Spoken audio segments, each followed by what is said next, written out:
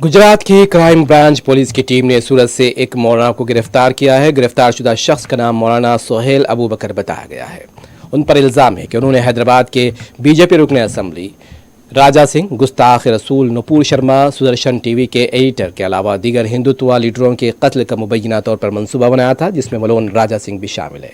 Police का कहना है कि मौलाना सोहेल ने सूरत के हिंदुत्व लीडर उपदेश राणा को कत्ल करने की धमकी दी थी। पुलिस को मौलाना के मोबाइल से नेपाल और पाकिस्तान के नंबर भी मिले हैं, ये पुलिस का दावा है। एक इल्ज़ाम ये भी है कि मौलाना हिंदुस्तान में कोई बड़ा वाक़या करवाने की साजिश कर रहे थे। फिलहाल क्राइम ब्रांच की टीम उनसे पूछताछ कर रही है। सूरत के पुलिस कमिश्नर अनुपम सिंह गहलोत के मुताबिक पुलिस की पूछताछ के दौरान ये बात भी सामने आई है कि मौलाना सोहेल गुफ्तगू के लिए लोडो जैसे ऑनलाइन गेम्स का भी इस्तेमाल करते थे, जिसके जरिए चैटिंग भी की जा सकती थी। पुलिस का दावा है कि मौलाना पाकिस्तान और नेपाल के लोगों से भी राब्ते में थे।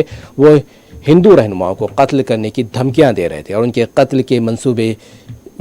कत्ल का मंसूबा भी मुनकशिफ हुआ है और इसके बाद पुलिस ने कार्रवाई की है। ये पुलिस का अपना दावा है। मोबाइल फोन में से बहुत सारी ऐसे भी चैटिंग और कॉल्स डिटेल मिली, जिसके अंदर जो ये यहाँ पे जो राष्ट्रीय सनातन संघ के राष्ट्रीय अध्यक्ष हैं मिस्टर उपदेश राणा, जो एक हिंदूवादी लीडर है, उनको जो है मारने का पूरी प्लानिंग, उसके साथ साथ एक एमएलए, हिंदूवादी एमएलए हैं हैदराबाद के श्री राजा सिंह जी, नुपुर शर्मा, इनको धमकी देने का और इनको टारगेट करने के लिए इनकी पूरी चैटिंग और पूरी प्लानिंग उसमें इनके मोबाइल फ़ोन में से मिली, आरोपी के मोबाइल फ़ोन से।